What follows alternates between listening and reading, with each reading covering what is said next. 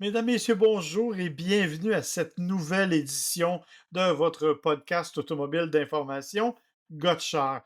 Très heureux de vous retrouver après un petit hiatus de quelques semaines, mais là, on est de retour pour vrai et on a une émission extrêmement chargée aujourd'hui. De mon côté, je vais vous parler d'un véhicule que j'ai eu à l'essai, le Ford Bronco Sport, en version héritage, c'est assez particulier, et je vais aussi vous parler d'un tout nouveau véhicule, le Hyundai Kona 2024, qui n'est pas encore chez les concessionnaires au moment où on enregistre, mais que j'ai eu le plaisir d'essayer lors du lancement canadien, tenu d'ailleurs dans les cantons de l'Est au Québec. Moi, de mon côté, je vais aussi me reprendre pour mon absence, qui était de ma faute d'ailleurs, je dois le dire, hein, je viens de remettre mon mémoire de maîtrise, mais là maintenant, on devrait vous voir à chaque semaine. Tout ça pour dire que je vais essayer deux véhicules, je vais parler du Kia Seltos 2023 et également de la Volkswagen Jetta 2023, en plus bien sûr de certaines actualités, comme à mon habitude. Moi, c'est William Bouchard. Et moi, c'est Marc Bouchard et vous écoutez Gotchard.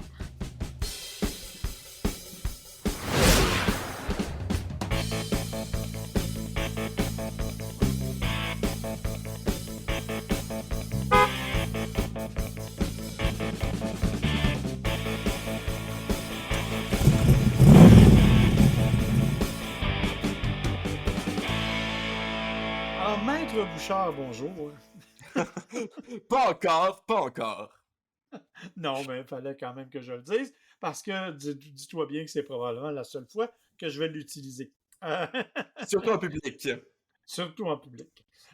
Écoute, très heureux de te retrouver, William, pour cet enregistrement-ci, parce que ça fait effectivement quelques semaines qu'on avait fait une petite pause avec Gotchard, mais il s'est passé quand même plein d'affaires. Et la dernière en liste, bien évidemment, parce que je suis revenu aujourd'hui même au moment où on enregistre, c'est que je reviens d'aller essayer le Hyundai Kona 2024. Euh, le Kona, tu sais, c'est un petit véhicule, un petit VUS du côté de chez Hyundai, extrêmement populaire. Hein. Chez nous, il est vraiment très populaire. Et on espère que la nouvelle mouture va être tout aussi populaire. Il y a quand même quelque chose d'assez particulier avec ce véhicule-là. D'une part parce qu'on a très peu changé la mécanique, je vais y revenir, mais aussi et surtout parce que dans la notion même du design qu'on a fait avec le véhicule, on arrive avec quelque chose de particulier, c'est-à-dire qu'on a commencé par dessiner la version électrique et après, on a adapté le design électrique aux versions à essence. Ce qui est l'inverse, dans le fond. Ce qui est l'inverse de ce qu'on fait habituellement, effectivement, c'est-à-dire qu'on prenait des véhicules à essence puis on les transformait en version électrique. Ce que ça a permis de faire, entre autres, c'est d'avoir un design qui est beaucoup plus audacieux, qui est beaucoup plus moderne, assez différent aussi de ce qu'on avait auparavant. Il faut quand même savoir que le véhicule a grandi. Tu sais, c'est la grande mode, là. On agrandit les véhicules dans à peu près toutes les formes. Et on va en Les parler vé- d'ailleurs hein, à la fin de l'épisode. Exactement, c'est une des informations dont on va parler un peu plus tard. Mais dans ce cas-ci, bon, on l'a agrandi au niveau, bien sûr, de hauteur, largeur et tout ce qui vient avec. C'est quand même pas un très gros véhicule. OK, on demeure quand même dans les dimensions raisonnables, mais il devient aussi gros que l'était l'ancienne génération du Tucson, qui se posait pourtant être la version la plus grosse du côté de chez Hyundai. Donc, on a amélioré ça. Ça n'en fait quand même pas le plus gros de sa catégorie, au contraire. Il est un des plus petits de la catégorie. Mais ce qu'on a fait, c'est qu'on a étiré l'empattement, donc plus d'espace entre les roues. Ça a permis d'augmenter l'espace à l'intérieur de l'habitacle. Ça donne 77 mm de plus, entre autres, au niveau de l'espace pour les jambes à l'arrière. Ce qui peut sembler pas beaucoup, mais avec les données complètes, ça permet au Kona de devenir le plus spacieux de tous les VUS de sa catégorie au niveau des passagers arrière. Quelqu'un comme toi apprécierait cet espace supplémentaire, bien sûr, euh, parce que tu as des plus grandes jambes que les miennes, bien entendu. Ça a permis aussi d'améliorer l'espace de chargement. On est à 729 litres au total. Et la bonne nouvelle, c'est que cet espace de chargement-là, ben, on a mis à l'intérieur une espèce de tablette. Tablette que l'on peut placer à 2 ou 3 niveaux différents pour permettre de maximiser l'usage de l'espace. Donc, tu peux t'en faire un coffre dans le plancher, tu peux la mettre au milieu puis avoir comme deux espaces de chargement différents. Donc, ça permet de maximiser cet espace-là. Ça, c'est très bien. En termes de design, c'est vraiment le look extérieur qui caractérise le Kona, où on reconnaît la silhouette générale, mais on voit qu'il y a vraiment des détails beaucoup plus recherchés, beaucoup plus raffinés. Entre autres, les feux du jour, c'est une ligne de lumière d'aile qui traverse la partie avant complète. Euh, Oh! Ouais, c'est vraiment beau, c'est vraiment joli. On dirait que le capot est plus, à cause de ça, la perspective que ça donne, on dirait qu'on a un capot plus écrasé. Ça donne des blocs optiques aussi qui sont vraiment plus raffinés, mieux définis. Et on a repris cet élément-là à l'arrière avec la ligne de lumière rouge. Donc, ça donne l'impression que, bien que le véhicule ne soit pas si gros que ça, il a l'air beaucoup plus large et beaucoup plus imposant qu'il ne l'est en réalité. Ça demeure un design assez particulier. Il faut aimer le genre. Moi, j'aime ça. Il y a des gens qui ont été très partagés quant à leur opinion, mais moi, j'ai trouvé ça intéressant. Ça fait un peu Robocop, hein? Ouais, ben oui, effectivement, l'espèce de ligne qu'il y avait dans les yeux, mais là, pour le Kona, c'est la petite lumière avant. Ce qu'on a aussi modifié beaucoup, évidemment, c'est l'habitacle. À l'intérieur, on a complètement changé le design. Je sais que tu aimes beaucoup la compagnie Hyundai pour son design à l'intérieur, notamment les deux grands écrans qui sont là, normalement l'apanage des véhicules électriques. Tu as un écran numérique pour déterminer bon, les informations de conduite. Tu as l'écran numérique pour l'écran d'infodivertissement, puis chauffage et tout. Tu as tout ça. Tu as deux écrans de 12,3 pouces, donc, qui sont là, qui sont faciles d'accès. Le volant, il est similaire à celui de l'Ioniq, moins les petites lumières à l'intérieur. Parce que tu te rappelles que dans le volant de l'Ioniq 6, entre autres, tu as 4 petites lumières. Mais là, on a mis un petit panneau d'aluminium avec 4 points dessus pour simuler ces mêmes lumières-là, mais on n'a pas les lumières, malheureusement. Et on a mis le levier de transmission directement sur la colonne de direction. C'est une espèce de grosse poignée qu'il faut tourner vers le haut et vers le bas. J'avoue que sur le coup, je n'ai pas trouvé ça très intuitif. Avec le temps, je finirais probablement par m'y habituer. La bonne nouvelle, cependant, c'est que ça a permis de dégager presque complètement la console centrale avec plus d'espace de chargement, et donc c'est plus facile là, de traîner ce qu'on veut. Là, je suis obligé de te dire que du point de vue de l'infodivertissement, je vais t'entendre d'ici grincer des dents parce que sur les versions les plus haut de gamme, les Ultimate, entre autres, on est encore Android Auto Apple CarPlay avec un fil. Mais voyons! Je te dis. Les versions d'entrée de gamme qui ont la navigation en option, c'est pas comme ça, mais les versions... En fait, ce qu'ils disent, c'est que quand tu as la navigation, quand tu n'as pas la navigation, on permet de l'avoir sans fil, semble-t-il, mais là, je ne l'ai pas essayé. Ça reste à vérifier. Mais ils disent que quand tu as la navigation, si tu es sans fil, aussitôt que tu vas rentrer dans la voiture, ça va être ton système Android Auto ou Apple CarPlay qui va apparaître. Alors, pour t'éviter d'avoir à faire le choix ou la sélection, on a décidé de mettre un fil. Bon. Moi, je trouve que ça sonne comme une excuse et un faux prétexte. Soyons honnêtes, c'est mieux selon moi d'offrir le choix parce qu'il y a des gens qui préfèrent l'un et qui préfèrent l'autre. En fait, même on avait parlé dans le podcast que la plupart des gens préfèrent le Apple CarPlay. Je suis d'accord.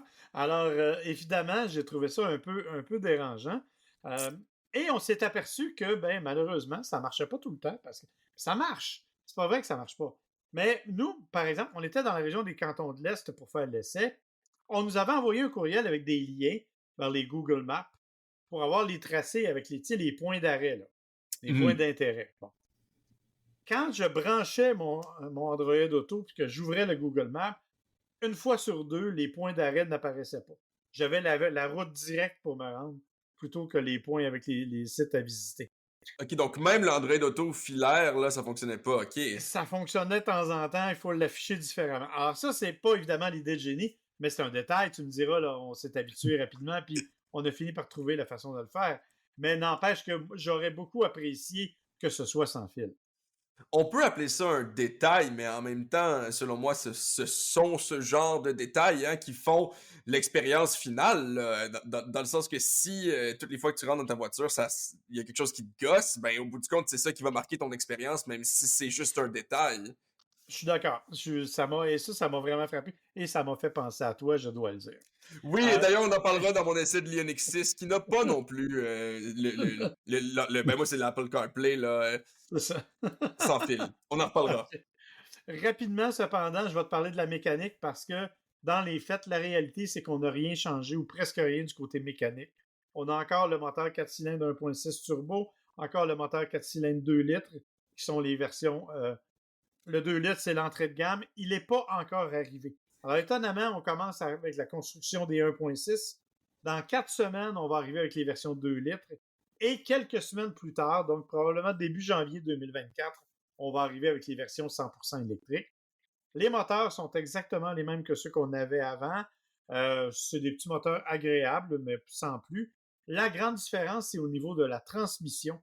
Avec le 1.6 turbo, on avait avant une transmission qu'on appelait à double embrayage, la DCT. Maintenant, on a une transmission automatique traditionnelle, 8 vitesses. Pourquoi? Parce que la double embrayage, en fait, c'est le genre de transmission qui se dirige beaucoup plus pour les gens qui ont une conduite sportive. C'est vraiment pour une conduite plus dynamique, parce qu'évidemment, tu le sais, les rapports sont plus rapides à ce moment-là, mais c'est un peu plus brusque. Or, les clients du Kona ne voulaient pas de quelque chose de plus brusque. Ils ont donc opté pour quelque chose qui était plus doux.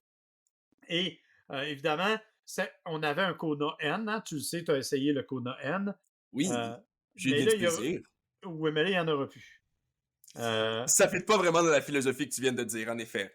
Exactement. Alors, il y aura le N-Line qui arrive avec des éléments esthétiques essentiellement, mais la version plus puissante à 275 chevaux n'existera plus, du moins pour le moment, parce qu'il n'est pas dit qu'elle n'arrivera pas un jour en version électrique, car je te rappelle que le prochain lancement Hyundai, probablement, ça sera la Ioniq 5N. Donc, on va probablement miser vers l'électrification avec des versions N, et ça pourrait arriver dans ce sens-là. Un de mes Voilà. véhicules Et préférés, avec encore ouais. plus de fun, ça promet, tant qu'à moi, là. Ouais, je m'en doutais un peu. Et enfin, il faut parler du prix, évidemment. Comme tout le monde, les prix ont augmenté du côté de chez Hyundai. C'est quand même pas si mal. On parle d'un 25 699 ou 899. Je n'ai pas les chiffres devant moi, mais c'est à peu près dans cette échelle-là. Pour les versions de base, les versions qu'on appelle Essential, ça va aller jusqu'à 37 899 ou 38 899 pour la version Ultimate, qui est tout équipé. Précision importante cependant, la Essential et la version qui la suit, la Preferred, n'ont pas de série le rouage intégral. Il faut ajouter un 2000 $ si on veut obtenir le rouage intégral. Mais la réalité, c'est qu'il y a 5 versions. Ben, 4,5 là. Tu as la version Essential qui est la base. Tu as la Preferred qui arrive en deuxième avec un certain nombre d'accessoires. Tu as un groupe d'options qui s'appelle Trend du côté de la Preferred. C'est uniquement pour la Preferred. Ça coûte 32 000 au lieu de 30 000 $, mais par contre, ça arrive avec le rouage intégral. Fait que tu es presque gagnant. Après ça, tu as la Ultimate, puis tu as la Ultimate Grand Luxe, là, qui, elle, arrive tout équipée. Donc, ce sont les 5 versions qui vont être offertes du côté du Kona N, du Kona 2024, et pas de Kona N, justement. Toi, tu as fait dans le plus tranquille, disons, tu as fait l'essai d'un petit Volkswagen. Oui, en effet. Ben, écoute, tranquille, oui, en effet, là, c'est pas nécessairement le véhicule dans lequel on va se lancer sur la piste. Je parle là, de la Volkswagen Jetta dont j'ai fait l'essai. J'avais la version Highline, mais quand même 158 chevaux, 184 livres-pieds de couple, presque en fait, c'est exactement la même chose là qu'il y avait sur le Taos que j'ai essayé là quelques semaines avant. Mais je dirais que ici, en comparaison avec le Taos, j'ai trouvé que c'était beaucoup mieux équilibré cette conduite-là. J'ai de la misère peut-être à l'exprimer, là, peut-être que tu vas pouvoir m'aider, mais j'ai trouvé justement que là où du côté du Taos, on avait un couple un peu disproportionné avec la puissance, même si là, on a exactement le même moteur ou presque, j'ai trouvé qu'on avait quand même une expérience qui était beaucoup plus plaisante de conduite.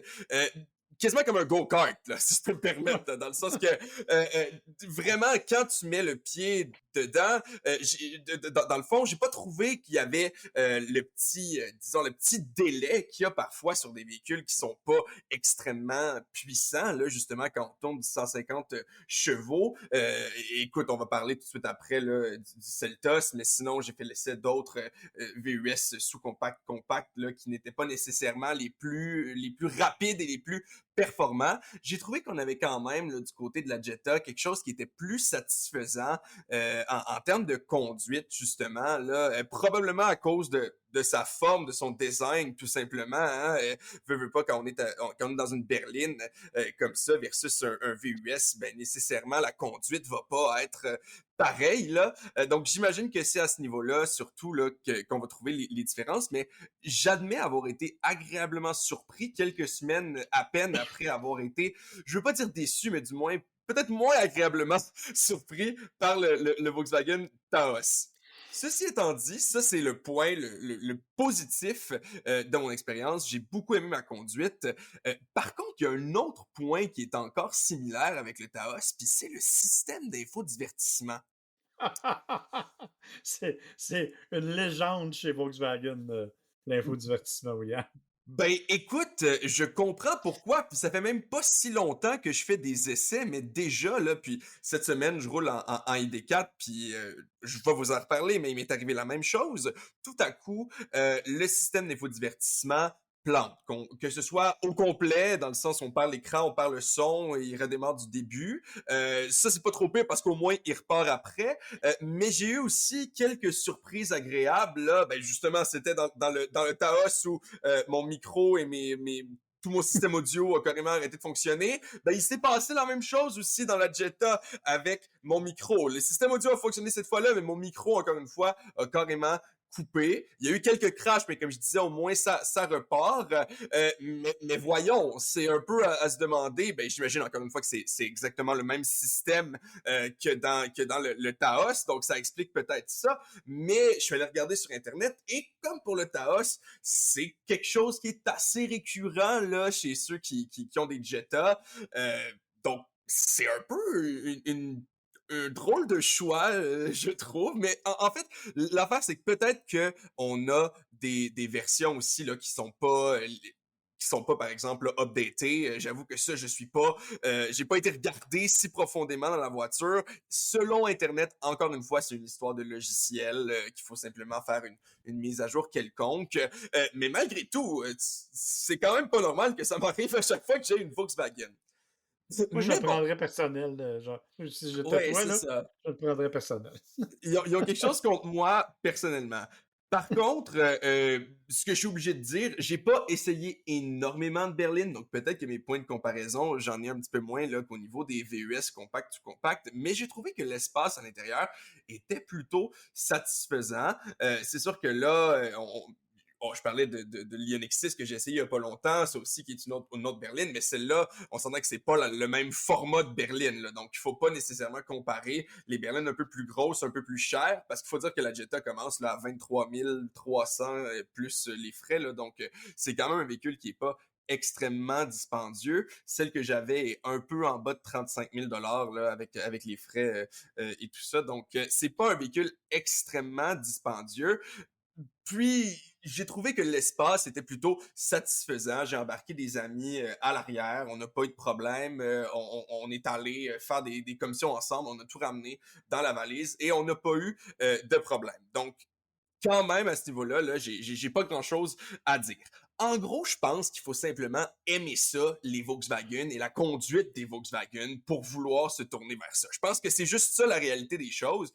J'ai aimé ça. Je sais pas si je suis un assez grand fan pour surpasser les autres choses que j'ai trouvées un peu discutables, mais en gros, si on aime ce genre de conduite-là, sur une berline, à ce prix-là, ben écoute, j'ai de la misère à conseiller mieux, là. Tu as tout à fait raison. Puis c'est vrai que la Volkswagen affiche un mode de conduite qui est assez particulier, qui te permet qui est différent de ce que l'on retrouve généralement dans les autres marques.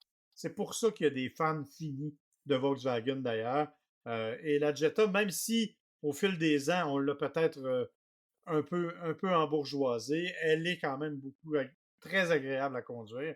Et tu l'as dit, pas très dispendieuse non plus, là. Fait que ça vaut la peine. Faut dire que la qualité de finition, ben, j'avais dit le même commentaire, il me semble, là, sur le Taos. J'ai pas grand-chose à dire sur l'intérieur non plus. Selon moi, on n'était pas dans le cheap pour le prix, là. On n'est pas non plus dans des matériaux de grand luxe. Mais j'avoue que je me suis peut-être laissé un peu plus tenter là, du côté de chez Volkswagen avec la Jetta. Donc, je suis bien content de l'avoir essayé. Puis j'ai hâte surtout de parler de mon expérience avec l'ID4, mais ça va falloir attendre un petit peu. Oui, là, on va te laisser finir ton essai. Écoute, moi, de Oui. mon côté, j'ai aussi eu l'occasion d'essayer un VUS un peu plus imposant, mais pas trop gros non plus, et c'est le Ford Bronco Sport. Le Bronco Sport, c'est le petit, ben pas le petit, c'est le VUS en fait qui est partagé avec le Ford Escape au niveau de la plateforme. C'est la même architecture de base, mais bien sûr, le Bronco Sport a un look beaucoup plus imposant, un look beaucoup plus passe-partout. C'est l'objectif. On veut en faire vraiment quelque chose d'une espèce d'aventurier. D'autant que moi, j'avais la version Héritage. La version Héritage, c'est une collection qui a été faite à la fois pour le Bronco et pour le Bronco Sport, où on présente un look esthétique qui rappelle un peu ce qui se passait à l'époque.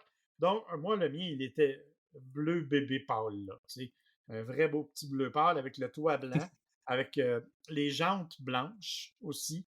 Tu sais, ça donnait vraiment un petit look nostalgique assez particulier. Pour le reste, cependant, il faut le préciser, on n'est pas dans quelque chose de très différent, puisque on a la même motorisation, moteur 3 cylindres 1,5 litres de 181 chevaux, moteur turbo compressé, boîte automatique 8 rapports, rouage 4 roues motrices, hein, parce que on le sait, c'est ça qui fait le plaisir du Bronco Sport. Même s'il est petit, il a des capacités en route qui sont surprenantes. Il y a le fameux système GOAT, et non pas chèvre, mais bien Go Over Any Terrain. Donc, on est capable d'aller sur une simple molette, d'aller déplacer ça et choisir le mode de conduite que l'on veut. Euh, c'est pas un grand. Il y a le gros Bronco qui, lui, va vous amener au bout du monde. Le Bronco Sport est un peu plus limité, bien entendu. Surtout que j'avais pas la version la plus, parce qu'il y a une version qui est encore plus faite pour la route que ça. Là. Moi, j'avais une version assez standard. Il y a des avantages indéniables. La position de conduite est bonne, on est haut, on est bien. Bonne position aussi au niveau de la visibilité. Là, on voit vraiment très clair partout. Beaucoup d'équipements. Des trucs comme bon, des sièges avant chauffants de série, ce qui a bien fait plaisir à ta mère, parce que bon, elle s'en sert 12 mois par année. Euh, Bien sûr. c'est des trucs comme ça. Par contre, tu vois, j'avais déjà essayé le Bronco Sport que j'avais aimé. Je trouve que sur la route, il y a un comportement qui est sain, bien qu'un peu sautillant. Là, c'est fait pour ça. Ce qui m'a un peu agacé cette fois-ci, cependant, c'est vraiment le moteur. Petit moteur que j'ai trouvé un peu rugueux dans ses accélérations. Quand on l'accélérait, là, on avait l'impression qu'il grognait, qu'il n'y avait pas une sonorité très agréable. On avait l'impression qu'il y avait un petit peu de misère à rendre justice à ce qu'il voulait être. Euh, mais pour le reste, je dois le dire, c'est un véhicule que j'ai bien aimé, que j'ai trouvé fort agréable, maniable, freinages qui sont quand même corrects. Comme on te le dit, capable d'aller dans des versions hors route un peu plus sophistiquées. Donc, c'est un petit VUS qui se donne des allures de grands aventuriers, qui ne l'est peut-être pas à ce point, mais qui est quand même pas vilain non plus. Euh, les sièges, tout est fait pour un nettoyage facile. Les sièges sont faits pour un nettoyage facile. Les tapis de caoutchouc, dans le fond, ça se nettoie super bien. On mise vraiment sur les personnes qui veulent aller un peu en route, qui veulent se donner un style un peu aventurier. Mais c'est vraiment le look héritage. Moi, j'ai adoré ce look-là, vraiment. Donc, ça, c'était très particulier. Est-ce que c'est un véhicule que je recommande? Oui, sans équivoque. Hein. C'est un bon VUS avec lequel il n'y a pas eu vraiment de difficultés majeures. Euh, bon espace de chargement aussi. Donc, tu sais, il y a vraiment un côté pratique, mais c'est un VUS Bronco. C'est un bébé Bronco, c'est clair. On l'appelle le Bronco Sport, c'est pas pour rien. C'est un bébé Bronco. Alors, il faut accepter les certains compromis que ça nécessite au niveau du confort, au niveau du sautillement, par exemple, des suspensions, au niveau du moteur qui peine un peu à donner des accélérations. Parce que, tu sais, embarquer sur l'autoroute, là, tu aurais aimé ça avoir un petit peu plus de jus des Mhm. fois. Alors, il faut accepter ces compromis-là pour avoir un véhicule qui, cependant, a vraiment du style et de la gueule, qui est le fun. Alors je vais aller sortir le prix de mon véhicule d'essai qui avait, je dois le dire, quelques options notamment le Ford Copilot 360 Assist Plus, qui est la version la plus avancée des systèmes d'aide à la conduite pour assurer la sécurité. Il y avait ça comme option, entre autres. Et il y avait aussi l'ensemble commodité, héritage avec un toit ouvrant électrique, un système de recharge par induction, des trucs comme ça. Au total, 48 000 le gentil petit. Oh! Ouais, c'est ça. Alors, c'est pas donné vraiment. C'est Pour avoir le feeling extrêmement. de manquer un peu de moteur.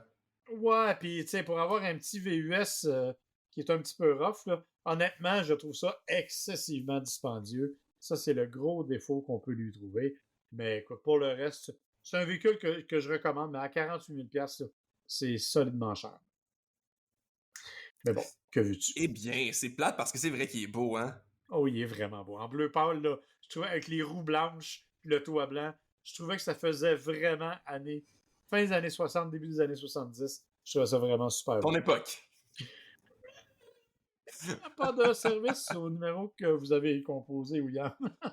En tout cas, laisse-moi enchaîner et t'éviter d'autres humiliations. En te parlant de Bonne mon idée. essai, de mon deuxième essai, qui est encore une fois un VUS sous-compact, et c'est mon essai là, du Kia Seltos.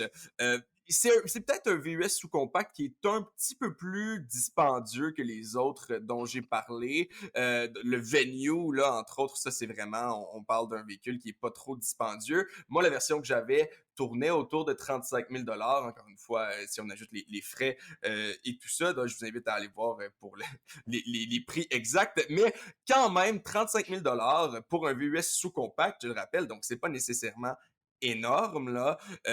On va quand même dans ce qui est, selon moi, le top des prix acceptables.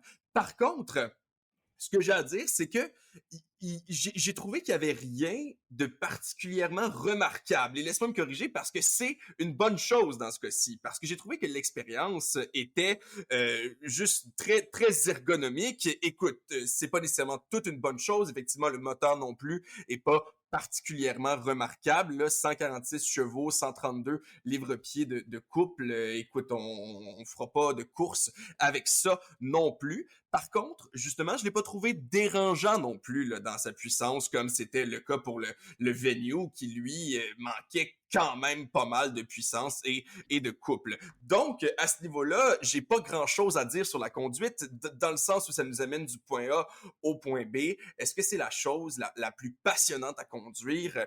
Non, mais je crois pas, là, dans ce cas-là, justement, versus la Jetta, peut-être, que c'est pour ça qu'on va se tourner vers le Seltos. J'ai trouvé que les raisons pour lesquelles on allait se tourner vers le Seltos, c'est-à-dire le confort, l'expérience en tant que telle à l'intérieur, ça, c'était quand même réussi. Parlons du système d'infodivertissement, j'ai pas eu de crash, j'ai pas eu quoi que ce soit, donc ça c'est déjà un plus là. Mais il faut dire aussi qu'on n'est pas dans quoi que ce soit de révolutionnaire au niveau du système d'infodivertissement. On reste quand même dans le fameux écran en plein centre avec les commandes qui sont juste en dessous, là, qui sont des boutons physiques, les commandes physiques, voilà le mot que je cherchais. C'est pas la même chose que, par exemple, je sais pas, la Mustang Mach-E, où tu disais les véhicules électriques qui, eux, passent vraiment à des gros écrans tactiles entièrement. Donc, on n'est pas dans ce monde-là du tout. Mais encore une fois, c'est peut-être pas nécessairement une mauvaise chose. Hein? Je sais que c'est pas, premièrement, pas tout le monde qui est à l'aise avec ce genre d'écran tactile-là. Puis deuxièmement, moi-même, je trouve que des fois, c'est plus pratique d'avoir un vrai bouton où peser et pouvoir contrôler, là, je sais pas, la ventilation ou la musique ou peu importe. Donc, c'est ce que je veux dire par il n'y a pas grand-chose de remarquable dans le sens que c'est un véhicule qui fait pas mal exactement ce à quoi on s'attend et qui le fait, selon moi, assez bien, sans avoir là, d'accro là que j'ai trouvé particulièrement. Encore une fois, on n'est pas dans quelque chose de particulièrement grand, mais assez pour faire ses achats de la semaine. Puis aussi, moi, à Montréal, j'ai particulièrement apprécié que ce soit pas super large, super grand, parce que c'est pratique à stationner. Même chose au niveau de la consommation. On parle de 8,2 litres au 100 en combiné. C'est très bien, c'est très bien. C'est pas particulièrement remarquable, mais c'est très bien. Donc, franchement, si vous cherchez quelque chose dans ce coin-là, que vous l'essayiez, que vous l'appréciez, j'ai pas grand argument contre le Kia Seltos, dans le fond, là. Il y a pas grand-chose Mais, mais qui m'a titillé. tu sais que le Kia Seltos et le Hyundai Kona, c'est techniquement le même véhicule ou à peu près. On a modifié C'est des compagnies l'extérieur. sœurs, hein. Ces compagnies sœurs, ils ont la même motorisation, un moteur 2 litres de 147 chevaux, le moteur 1.6 turbo sur les versions les plus élevées à 195 chevaux. La différence, c'est que le Celtos a conservé, je pense, la IVT, donc la CVT, si tu veux, différente au niveau de la transmission. Mais pour le C'était une reste, CVT, moi, ce que j'avais. c'est C'était ça. bien une CVT. Alors, tu vois, par contre, pour le reste, on est à peu près dans l'équivalent. Au niveau des écrans, ça se ressemble. Au niveau de l'intérieur, on n'est pas très loin non plus. Ce sont vraiment deux cousins. Je dirais que c'est une lutte fratricide, littéralement, entre les deux. Le Celtos étant peut-être un peu plus familial dans son format au niveau global. Le Kona misant davantage sur un petit côté moderne, un peu plus dynamique. Mais dans l'ensemble, ce sont deux véhicules qui sont comparables. Et je trouve ça le fun d'écouter tes commentaires. Après avoir fait mes commentaires sur le Kona, tu remarqueras qu'on a dit sensiblement la même chose sur À des peu près. véhicules, donc qui sont pareils ou pas pareils au niveau du look, mais pareils au niveau des capacités. Alors, c'est Parlons-en vraiment deux agréable. secondes. Justement, le look, parlons-en 2 secondes. Euh, je suis pas certain du look, mais je sais pas exactement pourquoi. Donc, c'est pour ça que je voulais pas spécifiquement dire telle ou telle chose. Il y a juste quelque chose dans le look. Mais tu sais, ça, c'est tellement subjectif, là, surtout quand c'est aussi peu précis qu'il y a quelque chose qui me gosse, là. Mais il fallait que je le dise, là.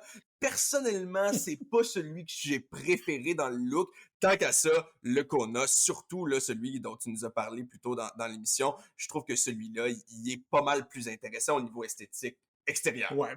C'est sûr que le Kia Seltos est beaucoup plus conservateur dans son look que ne l'est le Kona, par exemple. On a vraiment misé davantage sur quelque chose qui ressemble plus à une familiale qu'à une espèce. C'est pour ça que je te disais, la notion de design du Kona, où on est parti du véhicule électrique pour arriver à quelque chose, c'est pas ce qu'on a fait vraisemblablement du côté du Seltos, qu'on a voulu conserver, justement, de façon beaucoup plus conservatrice. Avant de passer à tes nouvelles, qui sont, ma foi, abondantes et variées tant dans leur ton que dans leur Comme crédibilité, toujours. mettons.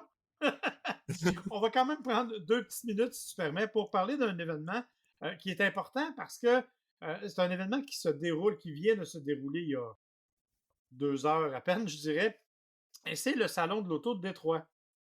Tu le sais, bon, tu l'as vécu par personne interposée à quelques reprises.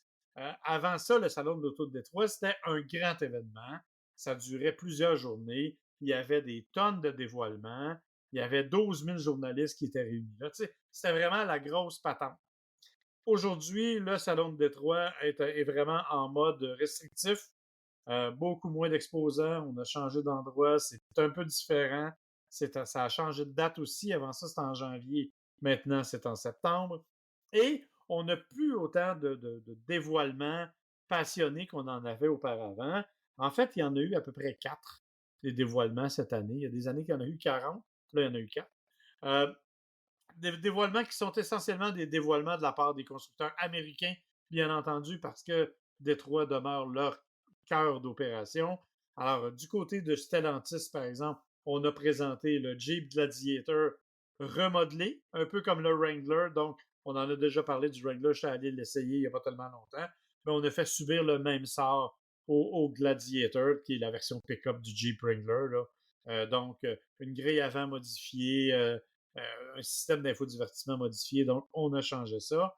On a aussi présenté d'autres véhicules, par exemple, du côté du GM, de chez GM, on a présenté une nouvelle Cadillac CT5 un peu remaniée aussi. On a présenté le GMC Acadia Denali, où on relève, entre autres, le niveau de luxe un peu. On présente quelque chose maintenant, juste 8 places. Avant ça, c'était 7 ou 8. Maintenant, c'est uniquement 8 places. Le nouveau moteur se réserve un 4 cylindres seulement. On a oublié les autres versions. Tu sais, on a changé des éléments comme ça. Donc, rien de très majeur. Et la nouvelle que tout le monde attendait, ben, c'était la présentation, entre autres, du nouveau F-150. Mais le dit F-150 a effectivement été présenté, mais on s'entend qu'encore une fois, il n'y a personne qui a fait de crise cardiaque. Là. C'était un léger remaniement esthétique. On a modifié des affaires. Le haillon arrière, entre autres, qui au lieu de s'ouvrir juste de haut en bas, va aussi maintenant pouvoir s'ouvrir de gauche à droite pour faciliter l'accès. Des petites modifications esthétiques essentiellement, mais rien, encore une fois, pour vraiment pour écrire à sa mère. Là, il n'y a pas de risque quant aux nouveautés pour d'éloigner les gens, si tu veux, du F-150, qui est toujours le véhicule le plus vendu, toutes catégories confondues. Ouais, On faut a pas par contre, changer. Faut pas non, changer ça, de ça n'a formule pas changé. gagnante. Puis, en fait, ce qu'on a éliminé, par contre, c'est le V6 atmosphérique, là, le moteur de 3,3 litres, qui était très populaire du côté de chez Ford. Mais là, on l'a éliminé pour conserver uniquement l'EcoBoost. En gros, ce sont ça les nouveautés du Salon de Détroit. Je viens de te résumer en 1 minute et demie ce qui était auparavant le plus grand salon en Amérique du Nord. Ben, aujourd'hui, c'est ça que ça donne, malheureusement. Donc, pas beaucoup de choses à dire sur le Salon de Détroit, tellement qu'en fait, pour être honnête, euh, il y a très, très peu de journalistes canadiens que je connais qui sont allés, alors que normalement, il y avait de véritables délégations qui se rendaient là-bas. Donc, c'est un petit peu triste du côté de Détroit. En Voilà. effet, c'est un peu triste, mais moi, je vais te remonter le moral, j'espère, avec mes nouvelles et mes actualités. Autant techno hein, que insolite, disons, mais laisse-moi commencer quand même avec un record du monde d'accélération. Bien sûr, le 0-100, c'est la variable habituellement qu'on regarde pour calculer l'accélération d'un véhicule. Et souvent, ça va être des véhicules électriques. Hein. Ça fait bien longtemps que ça n'a pas été un véhicule à essence là, qui a eu ce record-là d'accélération parce qu'on est simplement capable d'avoir beaucoup plus de puissance avec un moteur électrique. Donc, quand même, le record à briser était 1,461 secondes. Donc, en bas de Oh, 1 c'est vite seconde et pareil, demie. là. Oui, quand même. Et là, l'équipe de... C'est des chercheurs, hein, c'est des scientifiques, là, il faut dire. C'est une équipe de chercheurs de 2 universités différentes, une à Zurich et une à Lucerne, donc c'est en Suisse. Et ensemble, ils ont créé une voiture qui s'appelle Mython, ou Mython, si on le prononce à l'allemande, je ne sais pas, qui a réussi à faire le 0-100 en bas d'une seconde, en 0,956 secondes. Est-ce qu'il y avait un conducteur? Est-ce Oui, qu'il y avait un pilote? absolument, il y avait un pilote. J'essaie de voir le nombre de G qu'il a dû subir. Écoute, moi, j'ai juste fait des 0-100 là, en à peu près 3,1, 3,2 secondes. Puis j'avais l'impression que le cœur me levait tellement les G étaient puissants. J'imagine pas ce que ça doit être à cette vitesse-là. Là. En effet, et surtout quand on pense que ça prend 12 mètres, bon, 12,3 mètres pour tomber à 100 km/h. Attends, 12,3 mètres pour atteindre 100 km/h? Ouais, T'as-tu pensé? c'est n'importe quoi, c'est rien 12 mètres, là. Ça n'a pas de bon sens. C'est complètement ridicule. C'est la largeur de notre terrain. Ça n'a pas de bon sens. C'est absolument fou, en moins d'une seconde, hein, et on finit ça à 100 km/h. Et là, d'après toi, là, donne un chiffre sur le combien de chevaux sur ce moteur-là. Oh, écoute, ça doit être 1500. 321. Ouais, par contre, c'est le couple. Est-ce qu'ils sont capables de déterminer le couple? Parce que c'est le couple, en fait, qui fait que la puissance d'accélération est rapide. Alors, est-ce qu'ils ont donné le couple? C'est exactement leur point et c'est difficile de calculer le couple pour ça exactement parce que c'est pas avec le moteur qu'ils vont réussir à avoir cette accélération-là. J'imagine que tu as déjà entendu parler, entre autres, là, surtout pour la F1, que la façon dont les véhicules sont faits, c'est pour que l'air passe au-dessus et fasse une force de pression sur le dessus de la voiture pour la coller au sol. Je suis sûr que tu as déjà entendu ça. Oui, c'est sûr, là. Mais est-ce que tu sais, en fait, qu'est-ce que ça fait? Ce que ça fait, c'est que c'est ça qui leur permet de s'agripper au sol. Eux, ils ont décidé d'aller encore plus loin, plutôt que de laisser l'air les pousser au sol, ils ont mis un système d'aspiration en dessous de la voiture pour littéralement se coller à la chaussée le plus possible avec comme ils disent en anglais, le vacuum system, là, donc vraiment un système à vide qui leur permet de tirer, d'aspirer en dessous de la voiture, ce qui leur permet en gros de créer de la succion là, avec le sol. Et c'est cette succion-là avec le sol qui permet de transmettre de façon aussi efficace, parce que comme on l'a vu, le 321 chevaux, là, c'est pas grand-chose, et c'est cette succion-là qui leur permet de faire cette prouesse mécanique, appelons ça comme ça.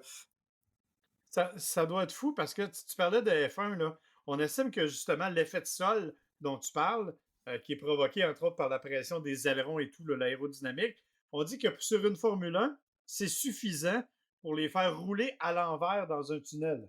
Ils pourraient rouler au plafond d'un tunnel et ne jamais tomber parce que l'effet de sol est capable de les plaquer au mur. Alors j'imagine qu'avec ton système, ils peuvent littéralement rouler ces murs pendant. Ça n'a aucun sens. Ah, rendu là, je pense que c'est en 3 dimensions, là, oui. C'est pourri.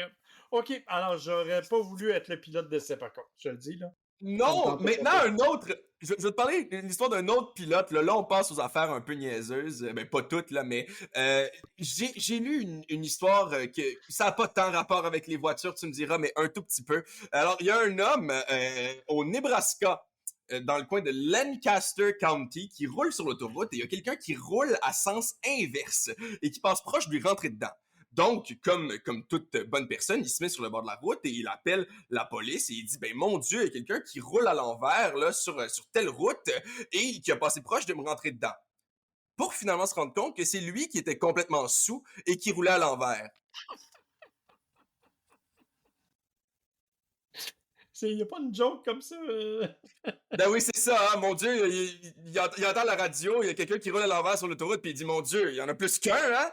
Ben c'est ça, c'est un peu le principe, effectivement. Donc je vais clore cette parenthèse immédiatement, j'ai rien à rajouter, mais je voulais t'en parler, hein, et j'imagine que c'est un message, ne buvez pas, et en fait, si vous buvez, ne conduisez pas après, parce que vous pourriez vous ramasser, et ça c'est la moins pire des conséquences qui peut arriver, se mais, ramasser à être niaiseux.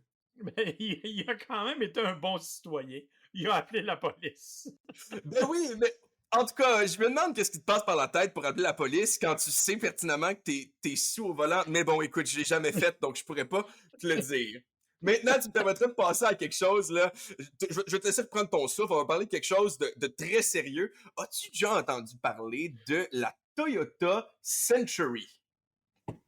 Écoute, je sais que c'est un nom de modèle, mais qu'on n'a pas ici, qui n'est pas disponible chez nous, mais je pourrais pas te dire. Il peut J'en être ai pas. disponible chez nous, hein, parce que c'est une limousine faite par Toyota. Donc, je suis pas mal sûr que si on dépense assez d'argent, Toyota va vous la livrer partout dans le monde, hein, surtout que c'est un véhicule fait de manière pratiquement artisanale. Mais là, c'est pas de cette version-là là, que je viens de parler.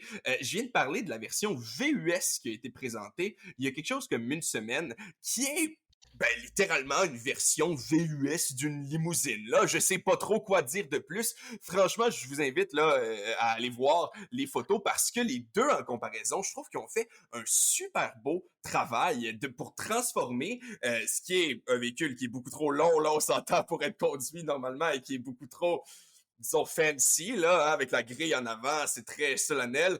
Ils ont réussi à transformer le design en quelque chose que je conduirais un peu plus dans la vie de tous les jours. Écoute, c'est quelque chose comme 170 000 dollars américains quand même, là, ce qu'ils ont présenté. On ne sait pas si ça va venir ici, ça a été présenté au Japon seulement, mais je trouve ça tellement intéressant de voir comment est-ce qu'on a pris ce véhicule-là dont personne n'a jamais entendu parler et qu'on compte l'amener là dans quelque chose qui est peut-être plus à la portée de tout le monde qu'une limousine.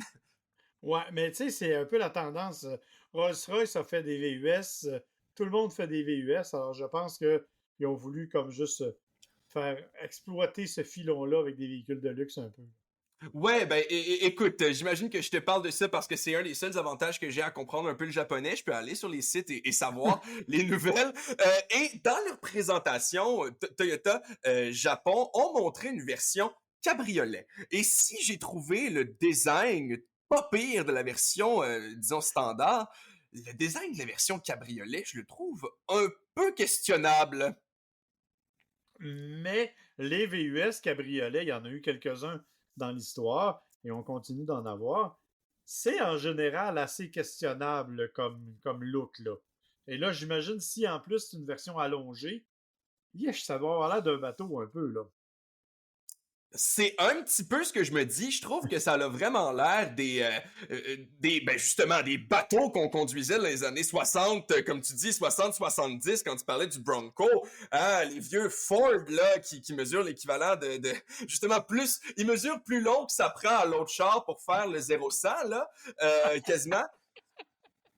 Oh, quand même, 12 mètres, ça commence à être une longue voiture. J'exagère un peu, mais tu comprends ce que je veux dire. Je trouvais que ça avait un peu ce look-là que personnellement, je trouve un peu démodé, mais dans tous les cas, je pense pas que je suis la clientèle cible, considérant que l'autre personne à avoir bénéficié là, du Century, ben, c'est la version limousine d'une Century décapotable comme ça, c'était l'empereur Naruhito du Japon lors de son couronnement.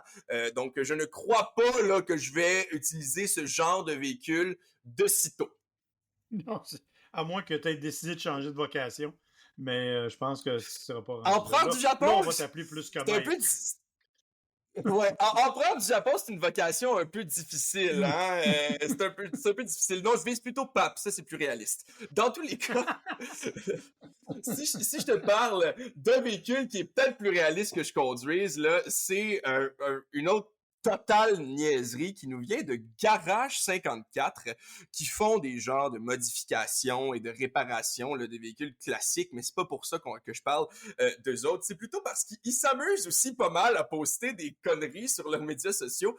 Et là, leur dernière m'a fait pas mal rire. Ils sont allés en forêt avec un moteur, une transmission, des roues, ah ouais, et ils ont coupé du bois et ils ont fait une voiture en bois rond. Ah, mais vraiment, là, sont allés dans le bois, puis ils n'ont pas ramené ça à l'atelier, puis dire go, on fait ça là. Selon le vidéo que j'ai cru voir, effectivement, c'était dans la forêt et c'était un espèce de challenge là, de 24 heures où il fallait qu'ils construisent ça dans la forêt. C'est sûr que là, après, l'aspect mécanique de la chose, probablement qu'ils avaient préparé des trucs dans leur atelier à l'avance, là, Ouais. sûrement. Mais l'assemblage en tant que tel, du bois et du moteur et tout ça, c'était 24 heures en forêt. Donc, il y a des gens plus fous que toi pis moi, mais je pense que j'ai encore plus de chances de conduire celle-là que de conduire la Century décapotable. Mais en tout cas, si tu conduis celle-là, appelle-moi parce que là, je veux l'essayer, celle-là, c'est Ah, sûr. c'est certain, c'est certain. Maintenant, en terminant, je vais terminer sur quelque chose que je trouve vraiment intéressant, mais légitimement là, intéressant. C'est un sondage qui a été mené par Léger pour Équiterre, qui est sorti là, la semaine passée à peu près, qui montre qu'il y a beaucoup de Québécois quand même. Ils disent la majorité, bon, c'est pas exactement toute leur pourcentage qui disent que c'est la majorité qui est pour toutes, mais en gros que la majorité des Québécois serait pour certaines restrictions quant à la vente et surtout la publicité des VUS. Ouais, ben, Équiterre a fait une grande campagne à cet effet-là. Là. Tu rappelles-toi les messages publicitaires qu'ils nous ont présentés. Ah, les VUS, c'est pas nécessaire, c'est trop gros. Mais je suis étonné, compte tenu du fait qu'on vend quand même 70% et un peu plus de véhicules neufs qui sont des VUS et des camions légers. Je suis un petit peu étonné que les gens soient d'accord pour dire on va restreindre ça ou on va restreindre la pub. Ben, quand on lit peut-être plus précisément là, les détails, on se rend compte que les gens, euh, j'ai l'impression que peut-être que même parmi les répondants les mieux intentionnés, c'est toujours plus facile de donner des solutions qui nous affectent pas du tout que de donner des solutions qui vont vraiment nous affecter. Dans le sens que je crois que parmi ces gens-là, si on déjà avoir un VUS, je ne crois pas que c'est la pub qui va vraiment changer quelque chose. Mais quand même, je vais donner les chiffres. On parle de 58% plutôt des répondants qui sont d'accord ou plutôt d'accord pour encadrer la publicité. Donc, c'est vague un peu le mot encadrer, mais je crois que c'est de là qu'on prend surtout là, notre majorité des répondants. Et là-dessus, on fait une distinction aussi avec les gens qui ont déjà vu les campagnes d'Équiterre. Donc, c'est pas juste des gens là qui sont le stéréotype là, qui étaient déjà au courant de ce que Équiterre fait. Ensuite, quand on touche à des choses qui viendraient affecter les propriétaires de véhicules, ben là, tout à coup, ça descend pas mal. Ben, peut-être pas tant, mais quand même, 44% sont tout à fait ou plutôt d'accord pour avoir des frais d'immatriculation basés sur la taille. OK, mais ça, c'est. Ouais, basé sur la taille, non. Actuellement, on a ça sur les grosseurs de moteur, mais on n'a pas sur la taille du véhicule, effectivement. Ça existe d'ailleurs là à certains endroits, c'est quand même quelque chose qui se fait. Mais bon, hein, on se rend compte que quand les gens, on leur dit est-ce que vous êtes prêts à payer davantage, ben là, il y a quand même un petit 14% qui est moins d'accord. Et là, si on va encore plus loin et qu'on dit est-ce que vous êtes d'accord d'imposer une taxe additionnelle, donc sur la vente de modèles de camions légers neufs, et dans quel but? J'ai trouvé ça quand même intéressant, pour financer des mesures environnementales. Et bien là, quand on leur demande est-ce que vous êtes prêts à payer des taxes additionnelles, on a 40% seulement qui sont tout à fait ou plutôt d'accord. Donc, je pense que tu as raison pas mal en disant, ben, tout le monde est d'accord, mais quand on leur dit, êtes-vous prêt à vous dépenser un peu plus, faire votre part, ben là, tout à coup, on a 18% de moins des répondants qui sont d'accord avec ça. Ensuite, lorsque vient le temps d'identifier un responsable des impacts négatifs, c'était tellement bien formulé, il y a 34% des gens qui disent que c'est l'industrie automobile qui est responsable en ce moment des impacts négatifs des VUS. Ce qui est pas faux dans la mesure où on a vraiment misé très très fort sur le marketing des VUS plutôt que. Puis on a arrêté de fabriquer des berlines. Fait que c'est pas faux. Bien sûr. Ben écoute, si tu me laisses jouer l'avocat du diable, peut-être qu'à ce niveau-là, ce serait plutôt le 24% suivant qui blâme les consommateurs plutôt. Parce que, à un moment donné, les compagnies, oui, je veux dire, je suis le premier à critiquer les compagnies quand elles le méritent, mais à un certain moment donné, je comprends que les compagnies réagissent à des tendances sur le marché qui sont causées par des choix de consommation. Et pire encore, juste 9%, et ça m'a vraiment surpris, il y a juste 9% des gens qui blâment le gouvernement. Alors que, ben, ce qu'on dit, c'est qu'il faudrait mettre des lois supplémentaires pour encadrer ça, en gros. Donc, on a ça, 50% des gens, et même plus, qui nous disent, faudrait mettre des règlements supplémentaires. Puis après ça, on a en bas de 10% des gens qui disent que c'est de la faute du gouvernement. Écoute, j'avoue que j'ai de la misère à comprendre exactement la position des gens là-dedans. Il y a des choses qui me semblent, à première vue, un peu contradictoires, mais quand même, ce que ça veut dire, là, c'est que je pense pas qu'on va pouvoir continuer pendant les 10-20 prochaines années, surtout pas quand on va devoir passer au 100% électrique au Québec. Je pense pas qu'on va pouvoir continuer à acheter tout ça, puis il y a tout ça de VUS plutôt, là, et je pense qu'il y a de plus en plus de gens qui s'en rendent compte, donc au moins, c'est quand même quelque chose de positif, là, et c'est ce que Équiterre nous dit, mais bon, bien sûr, eux autres prêchent peut-être un peu pour leur paroisse. Ouais, ils sont à peine biaisés, bien entendu, on s'en doute. Là où honnêtement, ça va être à vérifier, c'est les gens disent ben, il ne se vend pas de véhicules électriques autant qu'on devrait parce que justement, on ne propose pas de version utilitaire suffisante, de version VUS suffisante. Donc, ça va être à suivre au cours des prochaines années, les prochains développements, effectivement, voir ce que Il y a ça va tellement donner. il y a tellement de variables, là, parce que, tu sais, après ça, on peut parler du transport actif, on peut parler, Ouais. écoute, entre autres, du fait que je trouve ça complètement niaiseux d'offrir des Bixi électriques en libre service, mais d'imposer le port du casque sur les véhicules, les vélos électriques, tu sais. Je pense qu'il y a tellement d'options qu'on pourrait faire. C'est sûr que c'est difficile d'arriver puis de blâmer spécifiquement l'industrie automobile ou les consommateurs, mais je pense que dans tous les cas, on porte tous peut-être un peu le chapeau, mais j'admets que ceux qui s'occupent de la publicité et ceux qui l'encadrent pourraient peut-être faire des petites choses différemment. Mais ça, ce sera pour le prochain épisode. Effectivement. Alors, on vous remercie d'avoir été avec nous pour cet épisode-ci, notre retour après quelques semaines. Très heureux d'avoir renoué avec Gotchard, le podcast, qui va vous revenir théoriquement beaucoup plus souvent au cours des prochaines semaines. Évidemment, si vous avez des questions à nous poser, ça nous fait toujours plaisir. Vous pouvez nous écrire à gotchardpodcast@gmail.com. Vous pouvez aussi, bien sûr, venir sur nos pages Facebook personnelles ou sur la page Facebook de Gotchard Podcast. On essaie de répondre à tout le monde. Et bien entendu, on vous invite à vous abonner à notre diffusion sur votre plateforme préférée. Vous pouvez aussi, bien sûr, nous envoyer un petit avis, mettre des petites étoiles, on apprécie, et ça nous aide évidemment à progresser. Alors, mon cher William, là-dessus, je te remercie d'avoir participé à cette émission très chargée. Et la semaine prochaine, on en aura encore une autre. Et là, tu auras encore des essais, parce que là, tu as du retard à rattraper. Oui, c'est ça. Là, j'ai comme un mois à rattraper, donc c'est pour ça qu'il faut vraiment qu'on le fasse de façon hebdomadaire et j'ai bien hâte de te revoir la semaine prochaine. Moi aussi. Alors à tous, on vous dit bonne semaine.